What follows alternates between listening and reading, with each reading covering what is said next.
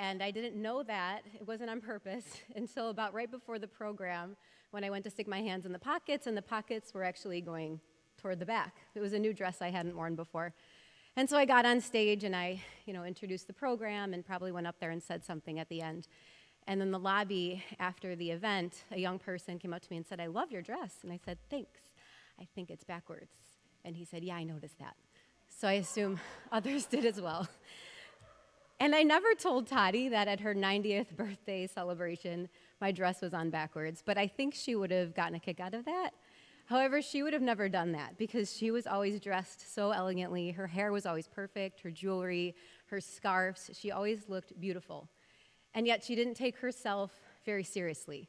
She was always bursting out into song, a poem, a joke, always acting silly, but looked incredibly sophisticated and beautiful all the time. When I first came to ITA in 2005, Toddy was our clinical consultant, and she attended our clinical meetings every Friday. Without fail, she was always there. And she listened intently as we talked about our cases and brainstormed better ways that we could serve our clients. And she would offer her wisdom, and we appreciated any nugget that we could get from Toddy. But what I remember the most is when she would stop us, and I swear this happened every meeting. She would point her finger, and she'd say, "You people are doing amazing work. Listen to yourselves. Listen to how you're talking right now." And she would just pull us out of whatever serious conversation we were having and take us back to remembering how special the creative arts therapies were and how this gift that we were giving people was something that they weren't going to receive without us and help that they probably wouldn't get if it wasn't for the work that we were doing. And I have to admit that it got kind of redundant after a while, and I'd be running these meetings like, "Okay, Toddy, we have to get on to the next thing. We're great, we know that." But I would give anything to hear her say that again and to know that we're making her proud still today. So I will carry that memory in my heart forever. Today we're going to celebrate Toddy's life and her professional achievements. We've invited some of her friends and colleagues to come up and speak today. We have a special performance planned to pay tribute to Toddy and all she has done for the creative arts therapies. We're also recognizing Toddy with ITA's Lamplighter Award, and we will present that to the Richman family. When the program concludes, we'll gather briefly in the lobby and know that we need to exit promptly around 3:30 p.m., so thank you for that, so that the Music Institute can get on with their events for the rest of today.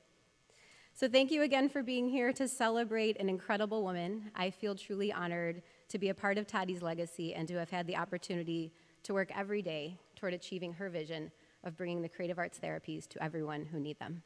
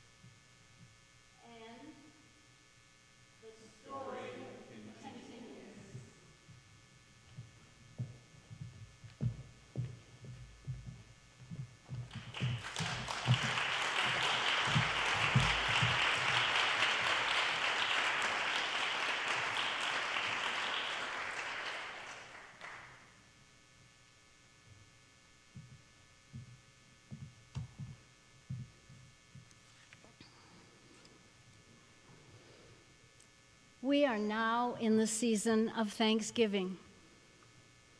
Ever since I met Toddy, I've been in a permanent state of thanksgiving for all she's given to me and all she's meant to me.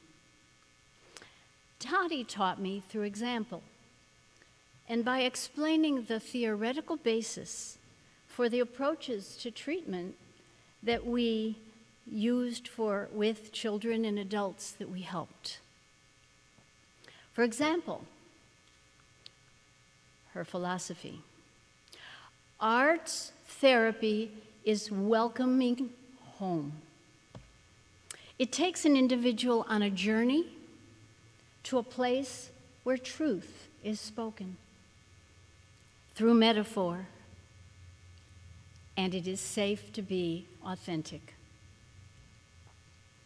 I marveled at her mind, her heart, her creativity, and her belief in the healing power of the arts. Her beliefs became my beliefs. She began as a pioneer, utilizing creative arts methods with children and with learning disabilities. In the mid-1970s, a group of dedicated actors, directors, and social activists gathered in a small, cramped office in New York to create a new way of healing broken spirits through drama. Toddy Richman was there and co-founded the National Association for Drama Therapy. At about the same time, here on the North Shore, a group of educators, psychologists, and musicians were thinking along a similar path. Toddy Richman was there.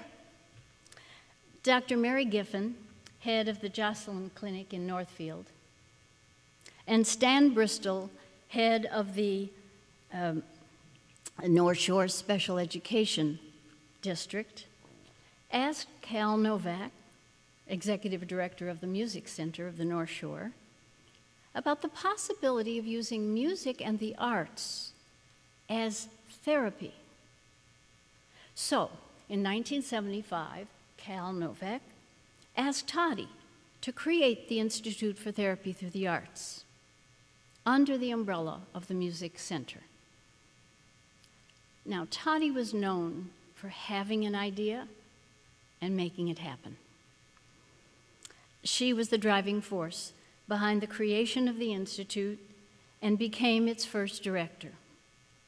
She provided energy, mentorship, nurturance, and vision to this idea she loved to tell people. When words alone are not enough, the arts can often help. But Toddy, always humble, appreciative, and grateful to others, didn't take credit for her good works or their ripple effect. To demonstrate her spirit of thanksgiving, Toddy delivered this original poem on the occasion of Cal Novak's retirement in 1987. We remember when ITA began. In the summer of '75, when Cal revived his plan to implement the fervent request of a principal and a shrink that he offer music therapy, an alternate way to think. In special ed and mental health, the arts are known to heal. The value's high, but so's the cost. To whom could Cal appeal? The local mental health boards, hearing our request, awarded us approval, but a minimum bequest. Then came the idea to increase our riches and our scope, workshops at National College that promoted arts, bankroll, and hope. And thus we paid for pilot projects in schools, clinics, and nursing homes, conferring with partners in person. We only had one phone. You know, there's more than this to bring us up to date, but the Cheney Research Project has kept me up too late. Yet we couldn't close without a chant, a cursory review of memories leading to success that all began with you. Dear Cal, from Toddy. That was Toddy, always sending personal notes, poems to students and friends and colleagues to cheer them on, recognize their talent, and wish them well. She took poetic license and loved to rhyme and used her wit, as in this poem she wrote to me to wish me well. Sparkle, sparkle, drama star, bringing cheer wherever you are.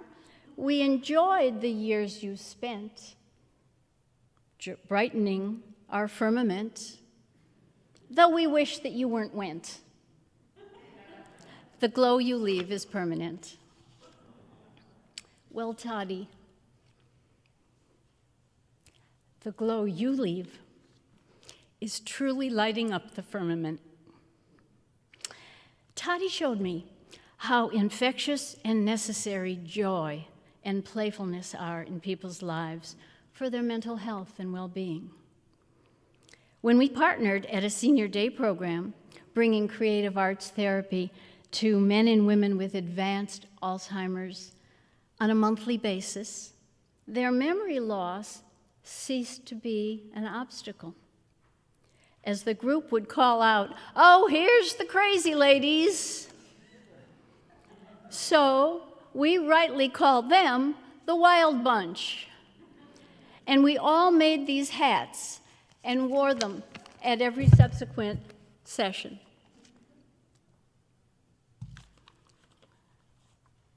Toddy used props to prime the pump of imagination and spontaneity. She loved to use puppets, hats, scarves, pine cones, which you saw in the lobby and here on stage. These would provide an easy entry into the world of role play, and from there to a better understanding of oneself and others. What would you think a dwarf would do with this? What would a giant do? Toddy was gracious and was genuinely more interested in others than herself. Even as her own memory faded, she greeted people warmly and said, "I can't bring a name to your face, but it is so good to see you. Tell me, how's your family?" She was a master gardener in the garden of human beings, planting seeds of encouragement and providing the glow of her warmth to promote everyone's growth. Her colleague, drama therapist Linda Gregora-Cook, wrote, "Her contributions not only helped organizations grow, but people too." Drama therapist Dr. Robert Landy wrote, "As one of the old guard, I cherished the voice of Toddy. She helped me grow up." And I quote a midrash told by Rabbi Evan Moffick at Toddy's graveside funeral. The midrash says that every blade of grass has an accompanying angel. The angel hovers over, around, and near each blade of grass and whispers constantly to the grass, "Grow, grow, grow." Toddy continues to whisper, "Grow," to generations who have benefited from her mentorship and her friendship, who will carry on her legacy. For sowing the seeds of inspiration in me, I say, thank you, Marilyn, Toddy, Richman.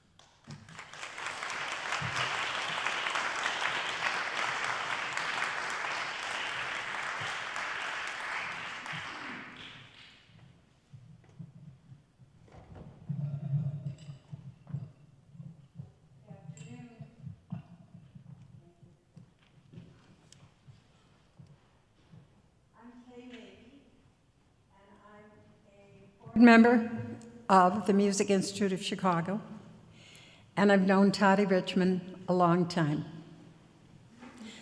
But we are here today not just to honor Toddy, we are here to celebrate her life and to express gratitude for the gifts she has given to all of us. And there is so much to celebrate. Toddy not only brought comfort to many individuals, she illuminated the source of troubled thoughts. And in so doing, she helped shine a light on a subject that was often swept under the rug, out of public view. Toddy was truly a lamplighter in every sense of the word. I remember the first time I ever set eyes on her. I saw that beautiful smile, and I heard the warmth in her voice.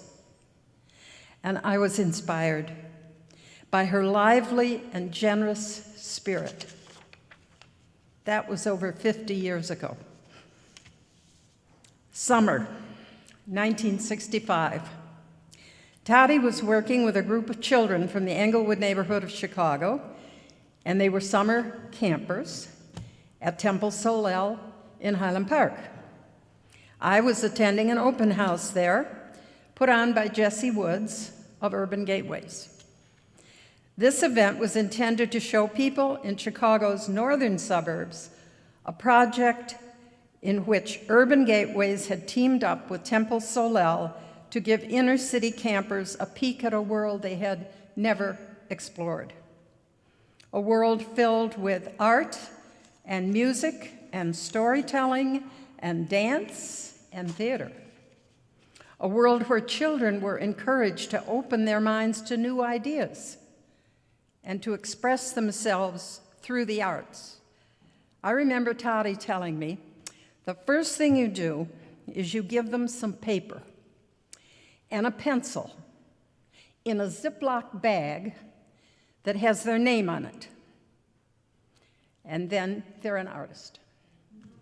Imagine, I met Toddy Richman and Jesse Woods on the same day of my life.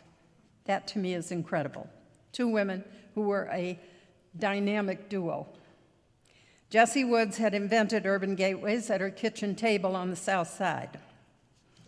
And Toddy, well, we all know Toddy was busy inventing things all the time.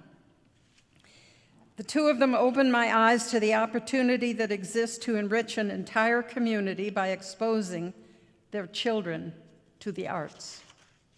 I remember watching Toddy that day as she worked with a group of campers, encouraging them to express their feelings and their ideas through body language and gestures and facial expressions, tones of voice, and all the other tools that humans use to communicate. And I thought, wow, this is powerful stuff. And in that moment, my life changed. With Jesse's leadership and Toddy's encouragement, they guided me to work with some friends to start two similar camps, one in Northfield and one in Wilmette. Toddy went on to deepen her understanding of drama as a pathway to improve mental health. And as we all know, she became one of the founders of the National Association for Drama Therapy. Along the way, our paths crossed once again when Toddy came to the Music Institute of Chicago, where I was, at that time, a board member. And she suggested this partnership with the Music Institute that later became an independent organization, which you all know as the Institute of Therapy Through the Arts. It was always a joy to work with Toddy. Her enthusiasm, her creative spirit, her strong belief that if we just try a little harder, we can make so much better. Her contagious joy at helping others will always guide me. I'm sure there are many people here today who learned from Toddy. There are many people who can't be with us today who learned from Toddy. We can all be grateful that we had a chance to know such a wise woman. Thank you.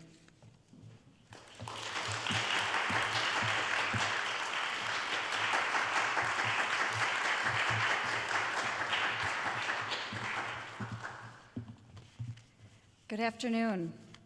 I'm Ginny Trainer. I'm the current board chair for ITA, and I have the distinct honor of presenting the Lamplighter Award for Toddy, which we are going to present to her family today.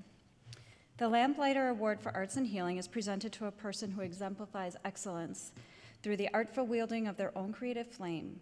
Not stopping at their own personal accomplishments, the recipient has used their fire to become a lamplighter, fueling the lights of others to shine where needed, and revealing the nurturing, energizing, defining power of the creative arts. Music, art, dance movement, and drama therapy improve lives in tangible, measurable ways. More people will know this, and more people will receive these services because of ordinary, extraordinary actions by our lamplighters. You have heard from Toddy's friends, colleagues, mentees, all the lovely stories about her. I personally, I've been on the board of ITA for over 5 years, and she would come to the early board meetings. And if people remember the old E.F. Hutton commercials, it was kind of like when Toddy spoke, you just stopped and people listened. She had a great presence. I went off script. Toddy and her colleagues shaped the field into what it is today. She's trained countless students, treated countless clients, and touched countless lives. Toddy was the impetus behind the creation, current growth, and success of ITA. She worked tirelessly to see creative arts therapies grow and enhance the lives of others. Toddy Richman created a legacy by seeing precisely what was around her, looking beyond that to see the possible, what could be, and then taking action to make that vision become a reality, thereby creating a better landscape within which all of us now live and work. In 2015, ITA established the Marilyn Richman Legacy Award to honor a creative arts therapist who embodies the spirit, dedication, and tireless devotion to others that exemplifies the work that Toddy showed. Initially intending to connect the arts with individuals who might otherwise not be exposed to them, ITA's model has endured 4 decades of changes in attitudes about ways to approach mental health and emotional well-being. Using a variety of techniques and materials, ITA therapists can now be found in schools, rehabilitation facilities, nursing facilities, substance abuse programs, and community centers, working with young children, teens, adults, older adults, and families. Toddy was a visionary and generous teacher and mentor whose legacy will forever live in the mission and work of ITA. As such, the Board of Directors recognizes Marilyn Toddy Richmond as the founder and director emerita in perpetuity. Today, ITA presents the Lamplighter Award to the Richmond family, Toddy's beloved children, Elizabeth, Dan, and Ruth, who I hope will join me now on stage.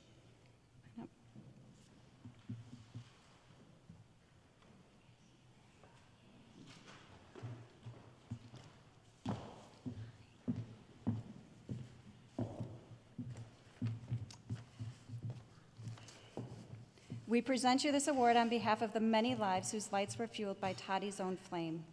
Time will never erase the remarkable legacy your mother accomplished. Thank you. Thank you. Farewell photo.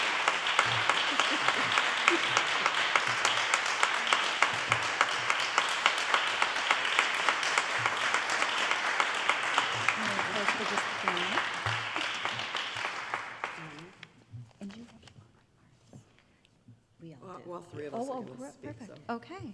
Yeah. We welcome the Richmond family. Well, thanks a lot, ITA, for making me sob. Really appreciate that. And actually, I do really appreciate it because for a lot of the time that our mom was putting this together, I was in school, I was not home, and I was sort of oblivious to it. And so I'm happy to learn what she did and how she did it. And it was very moving to see what you did in such a creative way as well. It was really beautiful. So thanks for that. And I also want to thank people who are here and who tuned in on YouTube, thanks for being with us in some form or another. I wish ITA many more years of good work. I'm going to be brief, unlike my sisters. And just say I wish you guys well when words are not enough. Thank you.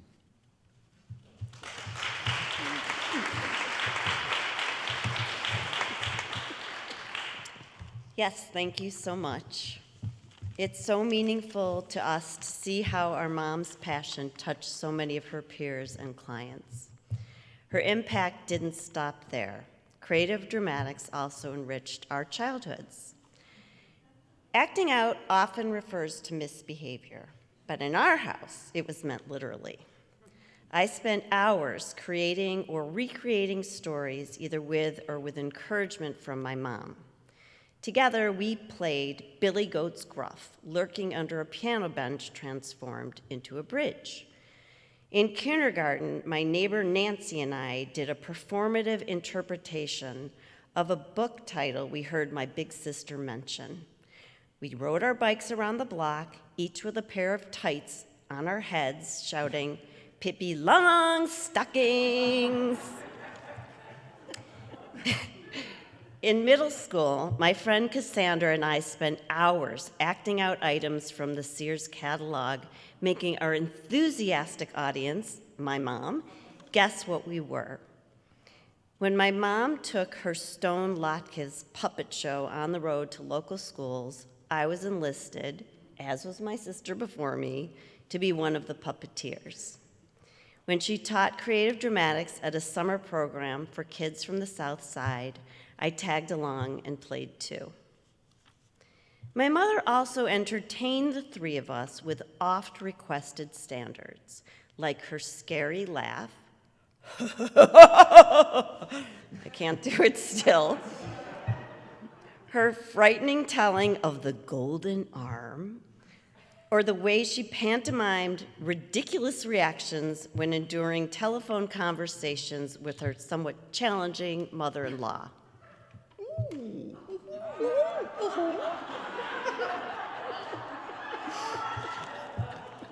Sorry, Grandma. As I grew up and explored more conventional types of acting, my mom tirelessly listened to me rehearse audition scenes, giving helpful notes. Most recently, I was warmed and a bit embarrassed to hear her enthusiastic shouts at an improv performance. As adults, we took family vacations that invariably included a mandatory, much resisted, but often hilarious evening of theater games. One infamous session, still remembered with glee by my kids, involved a surprise prop, a bra. I won't say anything more. Our mom was playful, letting us have topsy-turvy days where we did things like having dessert before dinner or telling our parents within limits what to do. She created scavenger hunts with rhyming clues that led us to our birthday presents. This sense of play continued into my adulthood. She and I passed the same birthday card back and forth every year for years as adults, adding funny Post-it notes with rhymes every year. At some point, one of us lost the card, got a replacement that we used for a few years, and then found the original. After that, we exchanged both of them annually, doubling down with the fun. And from the day my kids were born, my mom was telling stories and making funny faces at and with them. She composed an original song for each grandchild, just as she had for us. She captivated 5-year-olds with a dramatic interpretation of a Babar book for one birthday party, and completely stole the show at another, transforming herself into a divination-proclaiming Professor Trelawney at Hogwarts, complete with personalized prophecies for each young wizard or muggle. Our mom's legacy was personal as well as professional, and we so appreciate your celebration of her today. Thank you.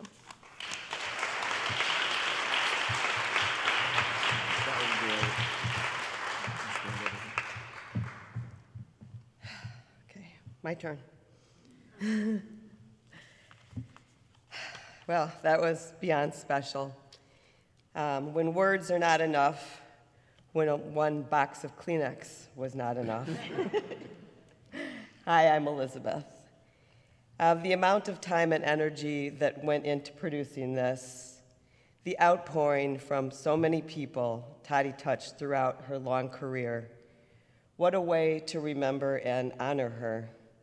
Over the last several years, I have served on the ITA board, and I've been so impressed by this vital organization and so proud of what my mother helped create. But for us, her children, today, to see and hear about our mother through all of your eyes, what a unique and special gift you have given to us. Toddy was extremely talented on so many levels, ambitious and obviously very successful. And while she acknowledged her accomplishments, she remained always so humble. Accepting past awards, she deflected her successes by sharing the praise. I can just hear her response today. I can see her dramatic gesticulations. It's because of you and all of what you have done and are doing. It is your creative talents and abilities that have made ITA so wonderful and so successful.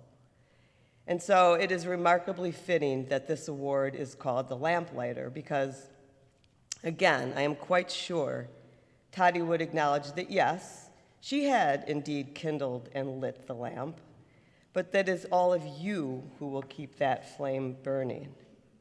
So thank you for this award and this event. Thank you, ITA and the Music Institute. Special thanks to Judy Holstein and all of you who worked so hard putting this together, contributed, attended, live streamed. Thank you for honoring Toddy.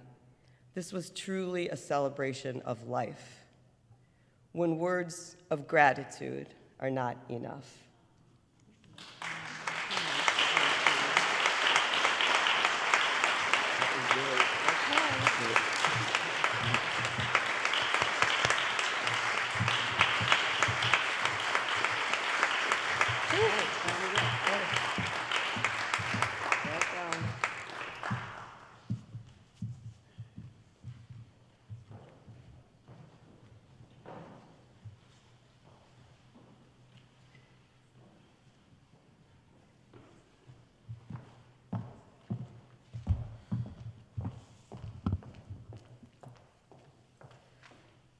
At this time, I'd like to thank everyone who had a part in making today so special, and thank you for sharing those stories. As we spoke at the Shiva, you wanted to hear stories about Toddy's professional life, and we just wanted to hear stories about her personal life and your experience with her, so I appreciate the exchange. Thank you. Thank you again to the Music Institute, our gracious hosts for today, all of you here with us in Nichols Hall, and those of you who are joining us online. There will be a recording of today's celebration available on our website, so anyone who might have missed this, we will send it out in an email, and you're welcome to share that YouTube link with anyone you think might want to see that. I also want to thank the Richman family because they've committed to making a very generous gift in honor of Toddy's memory. Thank you. Together, we will carry our mission forward, inspired by Toddy's innovation and light, determined to make her proud, and never forgetting what she reminded us often, how special and important our work is. We will end today's program with a final piece of music as we exit the concert hall. Please feel free to gather in the lobby briefly with us, take some more time to look at the things that are being displayed there. And our exit music for today is a song that Toddy used to sing to her children. So Brad will be playing this instrumental for us. Sometimes you are the windshield, and sometimes you are the bug.